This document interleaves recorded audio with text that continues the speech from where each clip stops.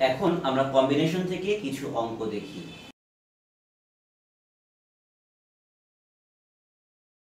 আমাদের প্রথম প্রশ্নটা বলা হয়েছে how many ways a committee of 4 can be formed from 5 men and 3 women.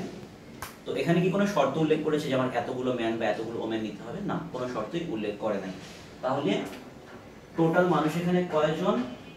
5 জন পুরুষ এবং 3 জন নারী, ইন টোটাল 8 জন মানুষ আছে। তাহলে কত ভাবে আমি কমিটি ফর্ম করতে পারবো? 8 জন থেকে 4 জন নেব, 8c4, অর্থাৎ 8 factorial by 4 factorial into 8 minus 4 factorial. কারণটা কি? তোমাদের নিশ্চয়ই এই ডেফিনিশনটা মনে ছিল যে NCR equal to n factorial divided by n minus r factorial r factorial. So NC4 মানে কি দাঁড়াচ্ছে তাহলে? 8 factorial divided by 4 factorial 4 factorial. তোমরা কি বলতে পারবে যে 8c4 ভ্যালুটা কত আসে?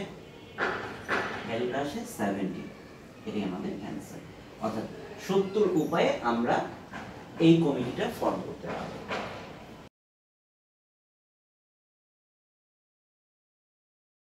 এখানে বলা হয়েছে how many wedge A committee of 4 can be formed from 5 men and 3 women so that at least 1 woman is present in the committee। তাহলে এইটার জন্য আমি আগের মতো ডাইরেক্টলি অঙ্কটা করে ফেলতে পারবো না। এটার জন্য আমাকে একটা স্টেপ ফলো করতে হবে, কারণ এখানে কিছু কন্ডিশন অ্যাপ্লাই করা হয়েছে।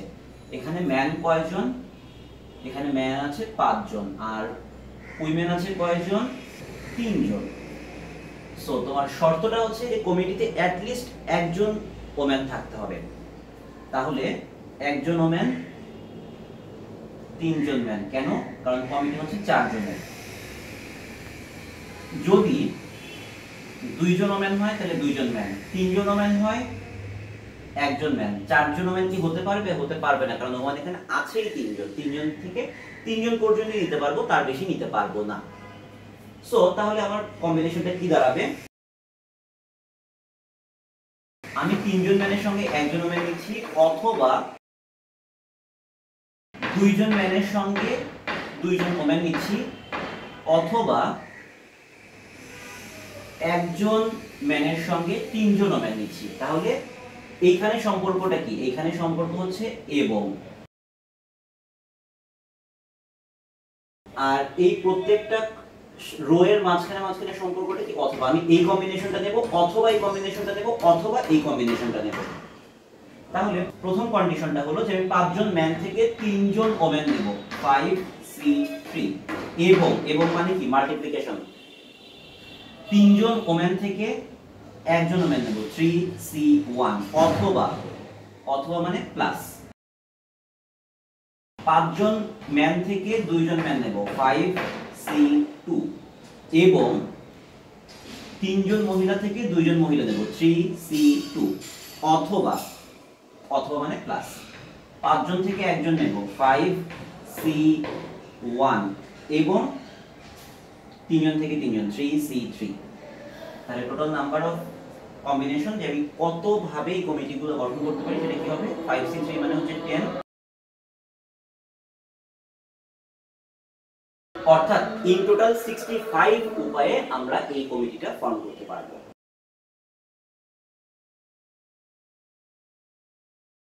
এবারে আমরা কমিটি গঠন থেকে থার্ড এক্সাম্পলটা দেখি। এখানে বলা হলো যে how many ways you can form a committee of 4 from 5 men and 3 women so that either both Mr. and Mrs. X present in the committee or both absent in the committee। অর্থাৎ আমাদের এইখানে যে 5 জন পুরুষ ছিল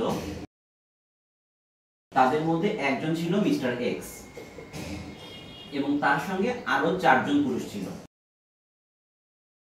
আমাদের এখানে যে women ছিল 3 জন, এই 3 জনের মধ্যে একজন হচ্ছে মিসেস এক্স, তার সঙ্গে আরো 2 জন মহিলা ছিল। তাহলে আমাদেরকে শর্তে উল্লেখ করা হয়েছে যে আমরা হয় মিস্টার এবং মিসেস এক্স দুইজনকেই নেব, অথবা দুইজনের কাউকেই নেব না। তো আমরা মানুষ নেব কয়জন? 1 2 3 4 জন। একজন হলো মিস্টার এক্স, একজন হলো মিসেস এক্স। আমি যখন কন্ডিশনটা কি চিন্তা করছি যে মিস্টার এক্স এবং মিসেস এক্স দুইজনকে একসঙ্গে নিচ্ছি, তখন বাকি পুরুষ মানুষ কয়জন ছিল? 4 জন। আর বাকি মহিলা ছিল কয়জন? 2 জন। তাহলে এই 6 জনের মধ্যে থেকে আমি কয়জনকে নেব? 2 জনকে নেব। যখন আমি মিস্টার এবং মিসেস এক্স 2 জনকেই নিচ্ছি, তাহলে সেই নাম্বার অফ কম্বিনেশন কত?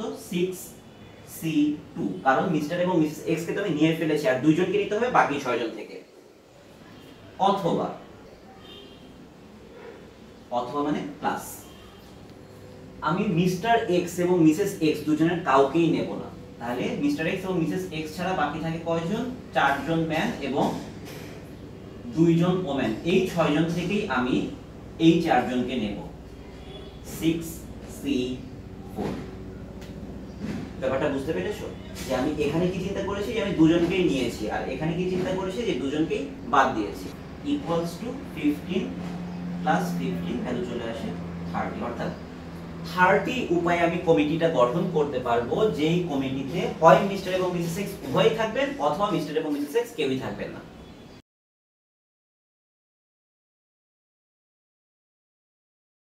এবারে আমরা ফোর্থ এক্সাম্পলটা দেখব। How many ways a committee of 4 can be formed from 5 men and 3 women so that at least one from Mr. and Mrs. X present in the committee? 3 নম্বর অঙ্কে যেটা discuss করেছি এইটা তারই extended form. এবারে শর্তটা কি দাঁড়াচ্ছে? আমাদের এখানে মেন ছিল 5 জন। এই 5 জনের মধ্যে একজন হলেন মিস্টার এক্স এবং তার সঙ্গে আরো 4 জন লোক। উইমেন ছিলেন কয়জন? উইমেন ছিলেন 3 জন। সেই 3 জনের মধ্যে একজন হলেন মিসেস এক্স এবং আরো 2 জন। আমাদের কমিটি হবে 4 জনের। কমিটিতে মিস্টার এক্স এবং মিসেস এক্স থেকে অ্যাট লিস্ট একজন থাকতেই হবে। তাহলে প্রথম শর্ত এটা পূরণ হতে পারে যে আমরা মিস্টার এক্স কে নিলাম, মিসেস এক্স কেও নিলাম। তাহলে বাকি পুরুষ আছে 4 জন আর 2 জন আছেন মহিলা। তাদের মধ্যে থেকে আমি কয়জনকে নেব? 2 জনকে। 6C2। অথবা মানে প্লাস, আমি শুধু মিসেস এক্স কে নিলাম। শুধু মিসেস এক্স কে নিলে আমার বাকি 4 জন পুরুষ এবং 2 জন মহিলা, এই 6 জন থেকে আমি কয়জনকে নেব? 3 জন। 6C3।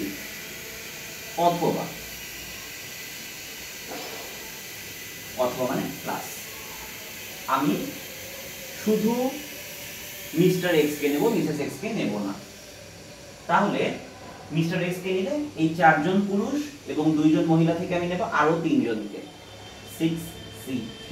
তাহলে সেই ক্ষেত্রে নাম্বার অফ অ্যারেঞ্জমেন্ট হবে 15 plus 20 plus 20। 55 number of ways আমরা এই কমিটিটা ফর্ম করতে পারি, যেখানে অ্যাট লিস্ট একজন থাকবে মিস্টার এবং মিসেস এক্স এর মধ্যে। মানে হয় মিস্টার এক্স থাকবে, অথবা মিসেস এক্স থাকবে, অথবা দুজনেই থাকবে।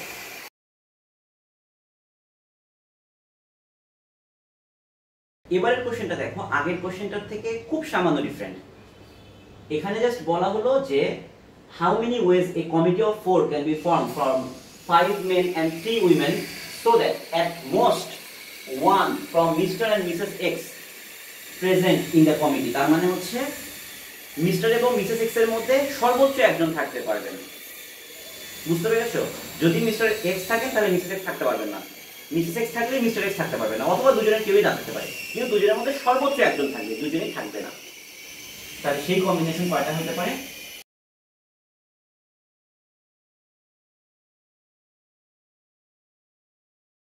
মিস্টার এক্স যদি থাকেন তাহলে মিসেস এক্স থাকবেন না। তাহলে বাকি 3 জন আসবে ওই থেকে, এই 4 জন পুরুষ এবং এই 2 জন মহিলা থেকে।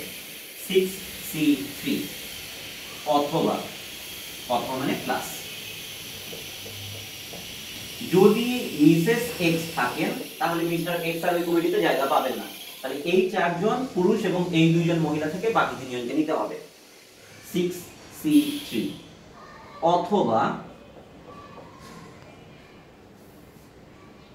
মিস্টার এক্স মিসেস এক্স দুইজনই বাদ করে যাবেন। তাহলে এই 6 জন থেকেই 4 জনকে নিতে হবে। 6C4। 4। তাহলে ভ্যালুটা চলে আসে কত?